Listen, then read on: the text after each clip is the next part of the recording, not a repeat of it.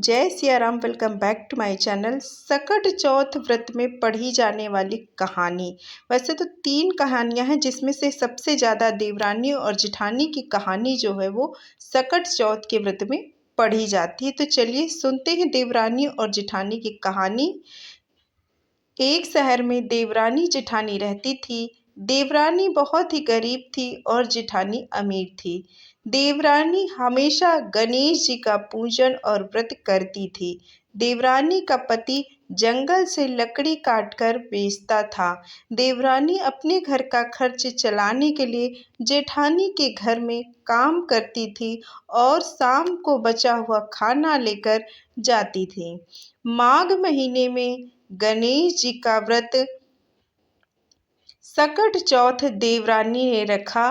उसके पास पैसे नहीं थे, इसलिए उसने तिल व गुड़ कलाकर तिलकुटा बनाया और पूजा करके तिल चौथ की कथा सुनी और जेठानी के यहाँ काम करने चली गई।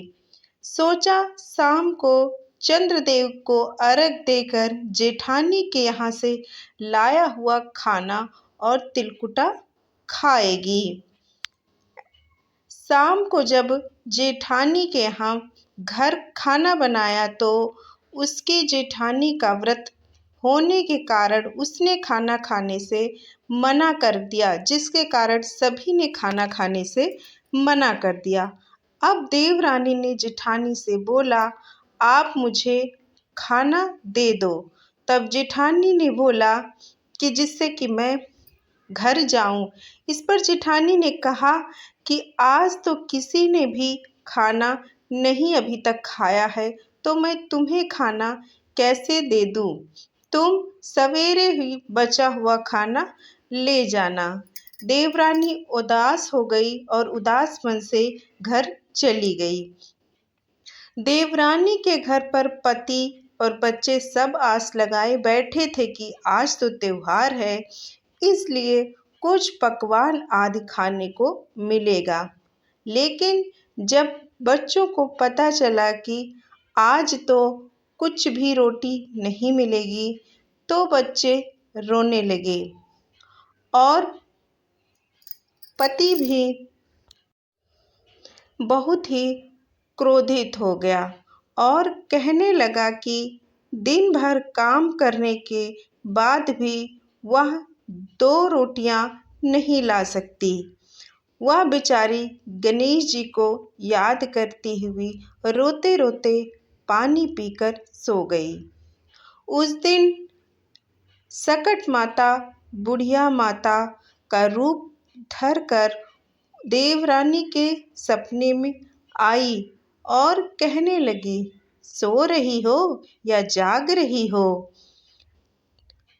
वह बोली, कुछ तो सो रहे हैं, कुछ जाग रहे हैं। तो फिर बुढ़िया माई बोली, भूख लगी है, खाने के लिए कुछ दे। देवरानी बोली, क्या दूं? मेरे घर में तो एक अन्न का दाना भी नहीं है। जेठानी बचा खुचा खाना देती थी, आज तो वो भी नहीं मिला। पूजा का बचा हुआ तिलकुट छीके में पड़ा है, वही जाकर खा लो। सकट माता ने तिलकुटा खाया और उसके बाद कहने लगी, निमटाई लगी है, कहाँ निमटे? तो देवरानी बोली,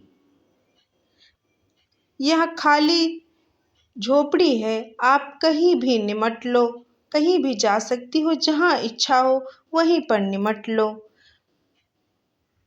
फिर सकट माता बोली, अब कहाँ पहुँचूं? तब देवरानी को बहुत गुस्सा आया और उन्हें कब से परेशान किया जा रहा था, सो बोली कि लो मेरी साड़ी से पोंछ लो।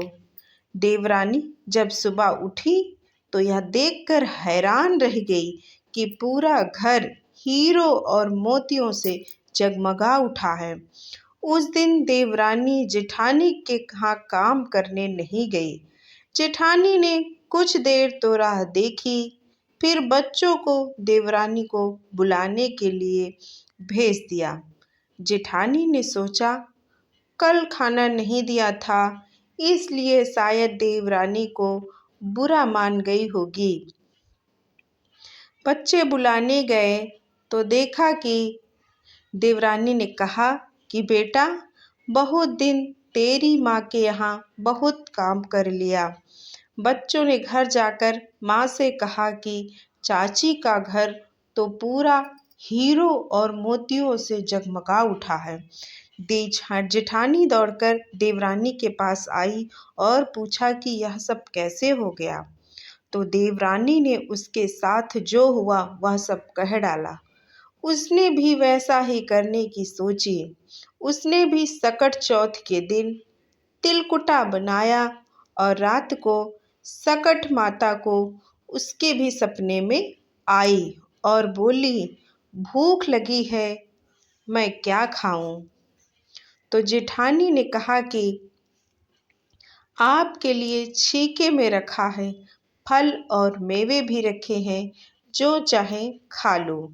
सकट माता बोली, अब निमटे कहाँ। जेठानी बोली, मेरे इस महल में कहीं भी निमट लो।